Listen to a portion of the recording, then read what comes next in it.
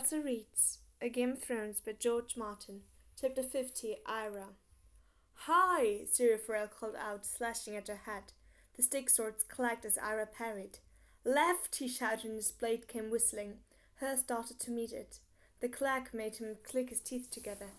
Right, he said, and low, and left, again, faster and faster, moving forward. Arya retreated before him, checking each blow. Lunge, he warned, and when he thrust, she sidestepped, swept his blade away, and slashed at his shoulder. She almost touched him, almost, so close it made her grin. A strand of her hair dangled in her eyes, limp with sweat. She pushed it away with the back of her hand. Left, Sirius sang out, low. His sword was a blur, and the small hall echoed to the clack, clack, clack. Left, high, left, right, left, low, left. The wooden blade caught her high in the breast, a sudden stinging blow that hurt all the more because it came from the wrong side. Ow! She cried out. She would have a fresh bruise there by the time she went to sleep somewhere out at sea. A bruise is a lesson, she told herself, and each lesson makes us better. Sirius stepped back. You're dead now. Arya made a face. You cheated, she said hotly. You said left and you went right. Just so, and now you're a dead girl. But you lied. My words lied. My eyes and my arms shouted out the truth, but you were not seeing. I was so, Arya said. I watched you every second. Watching is not seeing, dead girl. The water dancer sees. Come, put down the sword. It is time for listening now. She followed him over to the wall where he settled onto a bench. Syria Farrell was first sword of the Sea Lord of Bravos, and are you knowing how that came to pass? You were the finest swordsman in the city. Just so, but why? Other men were stronger, faster, younger. Why was Syria Farrell the best? I will tell you now. He touched the tip of his little finger lightly to his eyelid. The seeing, the true seeing, that is the heart of it. Hear me. The ships of Bravos sail as far as the winds blow, to lands strange and wonderful, and when they return their captains fetch queer animals to the Sea Lord's menagerie. Such animals as you have never seen, stripped horses, great spotted things with necks as long as stilts, hairy mouse pigs as big as cows, stinging manticores, tigers that carry their cubs in a pouch, terrible walking lizards with slits for claws. Syria Farrell has seen these things. On the day I am speaking of, the first sword was newly dead, and the Sea Lord sent for me.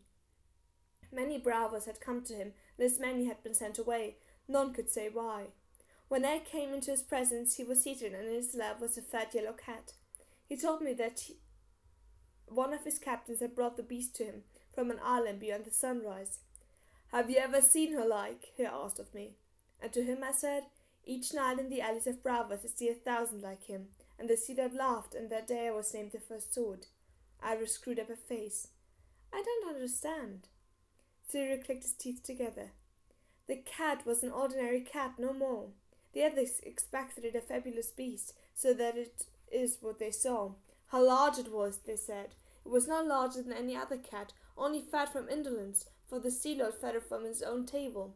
What curious small ears, they said. Its ears had been chewed away in the kitten fights, and it was plainly a tomcat, yet the Sea Lord said her, and that is what the others saw. Are you hearing?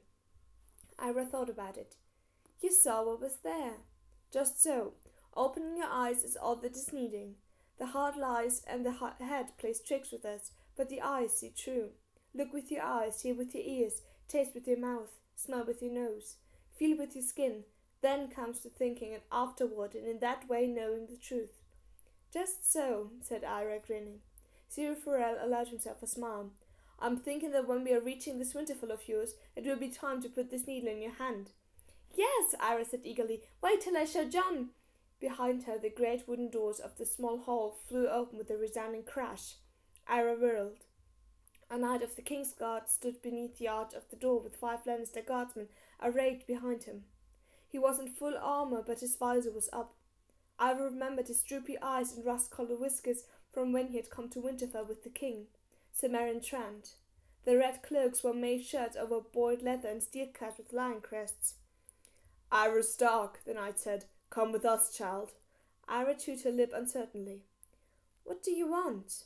Your father wants to see you. Arya took a step forward, but Syria Farrell held her by the arm. And why is it that Lord Eddard is sending Lannister men in the place of his own? I am wondering. Mind your place, dancing master, Sir Meryn said. This is no concern of yours. My father brother wouldn't send you, Arya said. She snatched up her stick sword. The Lannisters laughed. Put down the stick, girl, Cimmerian told her. I am a sworn brother of the King's God, the White Swords. So was the Kingslayer when he killed the old king, Arya said. I don't have to go with you if I don't want. Cimmerian turned ran out of patience. Take her, he said to his men. He lowered the visor of his helm. 3 of them started forward, chainmail clinking softly with each step. Arya was suddenly afraid. Fear cuts deeper than swords, she told herself to slow the racing of her heart. Syrio Forel stepped between them, tapping his wooden sword lightly against his boot. You will be stopping there. Are you men or dogs that you would threaten a child? Out of the way, old men, one of the red cloaks said. Syrio's stick came whistling up and rang against his helm. I am Syrio Forel, and you will now be speaking to me with more respect. Bald bastard! The man yanked free his longsword. The stick moved again, blindingly fast. Arya heard a loud crack as the sword went clattering to the stone floor. My hand! The guardsman yelped, cradling his broken fingers. You are quick for a dancing master, said Meryn. You are slow for a knight, Syrio replied. Kill the Bravosi and bring me the girl, the knight in the white armour commanded. 4 Lannister guardsmen unsheathed their swords. The 5th, with the broken fingers, spat and pulled free a dagger with his left hand. Syrio Forel clicked his teeth together, sliding into his water dancer stance, presenting only his side to the foe. Arya, child, he called out, never looking, never taking his eyes off the Lannisters. We're done with dancing for the day. Best you're going now. Run to your father. Arya did not want to leave him, but he had taught her to do as he said. Swift as a deer, she whispered. Just so, said Syrio Forel as the Lannisters closed. Arya retreated, her own sword stick clutched tightly in her hand. Watching him now, she realized that Syrio had only been toying with her when they duelled. The red cloaks came at him from 3 sides, with steel in their hands. They had chainmail over the chests and arms, and steel codpieces sewn into their pants, but only leather on their legs. Their hands were bare, and the caps they wore had no scars, but no visor over their eyes. Syrio did not wait for them to reach him, but spun to his left. Arya had never seen a man move as fast. He checked one sword with his stick and rolled away from a second. Off balance, the second man lurched into him first. Syrio put a boot to his back, and the red cloaks went down together. The 3rd guard came leaping over them, slashing at the water dancer's head. Syrio ducked under his blade and thrust upward. The guardsman fell screaming as blood welled from the wet red hole where his left eye had been. The 4 men were getting up. Syrio kicked one in the face and snatched the steel cap off the other's head. The dagger man stabbed at him. Syrio caught the thrust in the helmet and shattered the man's kneecap with a stick. The last red cloak shattered a curse and charged, hacking down with both hands on his sword. Syrio rolled right, and the butchers caught the helmetless man between neck and shoulder as he struggled to his knees. The longsword crunched through maiden leather and flesh. The man on his knees shrieked. Before his killer could wrench free his blade, Syrio jabbed him in the apple of his throat. The guardsman gave a choked cry and staggered back, clutching at his neck, his face blackening. 5 men were down, dead or dying by the time Arya reached the back door that opened to the kitchen. She heard Cimmerian Trant curse. Bloody oaths, he swore, drawing his longsword from its scabbard. Syrio Forel resumed his stance and clicked his teeth together. Arya, child, he called out, never looking at her. Be gone now. Look with your eyes, he had said. She saw. The knight in his pale armour, head to foot, leg, throat, and hands sheeted in metal, eyes hidden behind his high white helm, and in his hand cruel steel. Against that, Syrio in a leather vest with a wooden sword in his hand. Syrio, run! She screamed. The first sword of Bravos does not run, he sang as Cimmerian slashed at him. Syrio danced away from his cut, his stick a blur. In a heartbeat he had bounced blows of the knight's temple, elbow and throat, the wood ring against the metal of helm, gauntlet and gorget. Arya stood frozen. Cimmerian advanced. Syrio backed away. He checked the next blow, spun away from the second, deflected the third. The 4th sliced his stick in 2, splintering the wood and shearing through the late core. Sobbing, Arya spun and ran. She plunged to the kitchens and buttery, blind with panic, weaving between cooks and potboys. A baker's helper stepped in front of her, holding a wooden tray. Arya bowled her over, scattering fragrant loaves of fresh baked bread on the floor. She heard shouting behind her as she spun around a portly butcher who stood gaping at her with a cleaver in his hand. His arms were red to the elbow. All that Syrio Forel had taught her went racing through her head. Swift as a deer, quiet as a shadow, few cuts deeper than swords, quick as a snake, calm as still water, Fear cuts deeper than swords, strong as a bear, fierce as a wolverine. Fear cuts deeper than swords. The man who fears losing is already lost. Fear cuts deeper than swords. Fear cuts deeper than swords. Fear cuts deeper than swords. The grip of her wooden sword was slick with sweat, and Arya was breathing hard when she reached the turret stair. For an instant she froze. Up or down, up would take her to the covered bridge that spanned the small court to the Tower of the Hand, but that would be the way they'd expected to go for certain. Never do what they expect, Ciri once said. Arya went down, around and around, leaping over the narrow stone steps 2 and 3 at a time. She emerged in a cavernous vaulted cellar surrounded by casks of ale stacked 20 feet tall. The only light came through narrow slanting windows high in the wall. The cellar was a dead end. There was no way out but the way she had come in. She dared not go back up those steps, but she couldn't stay here either. She had to find her father and tell him what had happened. Her father would protect her. Arya thrust her wooden sword through her belt and began to climb, leaping from cask to cask until she could reach the window. Grasping the stone with both hands, she pulled herself up. The wall was 3 feet thick, the window or tunnel slanting up and out. Arya wriggled toward daylight. When her head reached ground level, she peered across the valley to the Tower of the Hand. The stout wooden door hung splintered and broken as if by axes. A dead man sprawled face down on the steps, his cloak tangled beneath him, the back of his mailed shirt soaked red. The corpse was cloaked with grey wool trimmed with white satin. She saw with sudden terror. She could not tell who he was. "No," she whispered. What was happening? Where was her father? Why had the red cloaks come for her? She remembered what the man with the yellow beard had said the day she had found the monsters. If one hand can die, why not a second? Arya felt tears in her eyes. She held her breath to listen. She heard the sounds of fighting, shouts, screams, the clang of steel on steel coming through the windows of the Tower of the Hand. She could not go back. Her father. Arya closed her eyes. For a moment she was too frightened to move. They had killed Jory and Will and Heward, and that guardsman on the step, whoever he had been. They could kill her father too, and her if they caught her. Fear cuts deeper than swords, she said aloud, but it was no good pretending to be a water dancer. Ciri had been a water dancer, and the White Knight had probably killed him, and anyhow she was only a little girl with a wooden stick, alone and afraid. She squirmed out into the yard, glancing around warily as she climbed to her feet. The castle seemed deserted. The Red Keep was never deserted. All the people must be hiding inside, their doors barred. Arya glanced up longingly at her bedchamber, then moved away from the Tower of the Hand, keeping close to the wall as she slid from shadow to shadow. She pretended she was chasing cats. Except she was the cat now, and if they caught her, they would kill her. Moving between buildings and over walls, keeping stone to her back wherever possible so no one could surprise her, Arya reached the stables almost without incident. A dozen gold cloaks in mail and plate ran past as she was edging across the inner ballet, but without knowing whose side they were on, she hunted down low in the shadows and let them pass. Holland, who had been a master of Starks of Winterfell as long as Arya could remember, was slumped on the ground by the stable door.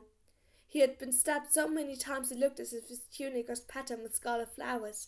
Arya was certain he was dead, but when she crept closer his eyes opened. "Arya Underfoot," he whispered. "You must warn your Lord Father." Frothy red spittle blobbed from his mouth. The Master of Horse closed his eyes again and said no more. Inside were more bodies, a groom she had played with, and 3 of her father's household guard. A wagon laden with crates and chests stood abandoned near the door with the stable. The dead men must have been loading it for the trip to the docks when they were attacked. Arya snuck closer. One of the corpses was Desmond, who'd shown her his longsword and promised to protect her father. He lay on his back, staring blindly at the ceiling as flies crawled across his eyes. Close to him was a dead man in the red cloak and lion crest helm of the Lannisters. Only one, though. "Every northerner is worth 10 of those Southron swords," Desmond had told her. "You liar!" she said, kicking his body in a sudden fury. The animals were restless at their stalls, whickering and snorting as the scent of blood. Arya's only plan was to saddle a horse and flee away from the castle and the city. All she had to do was stay in the King's Litter and would take her back to Winterfell. She took her bridle and harness off the wall. As she crossed the back of the wagon, a fallen chest caught her eye.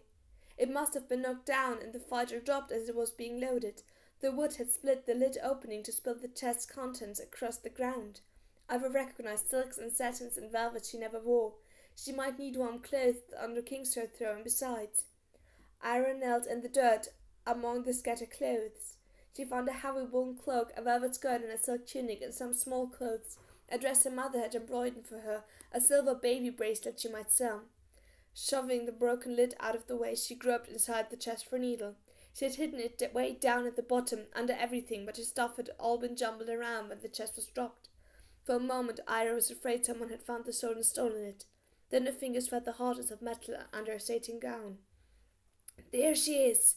a voice hissed close behind her. Startled, Arya whirled.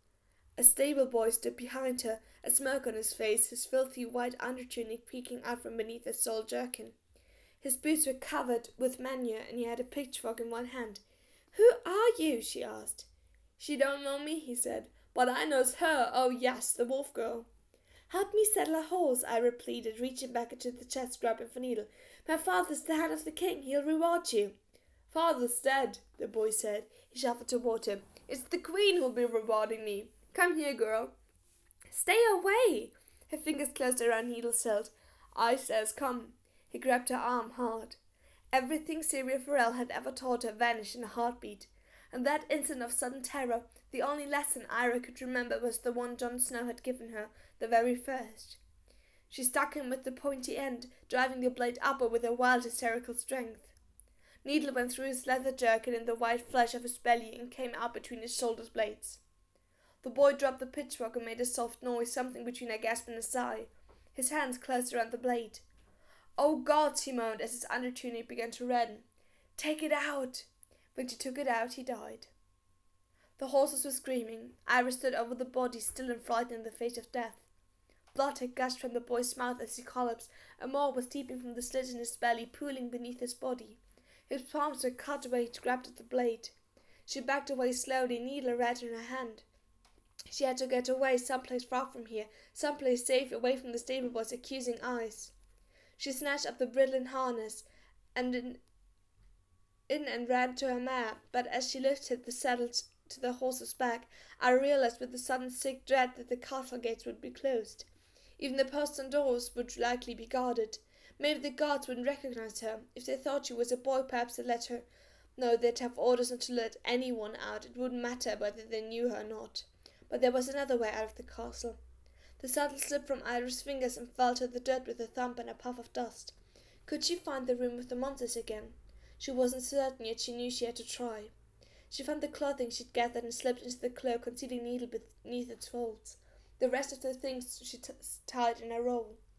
With the bundle under her arm, she crept to the far end of the stable. Unlatching the back door, she peeked out anxiously.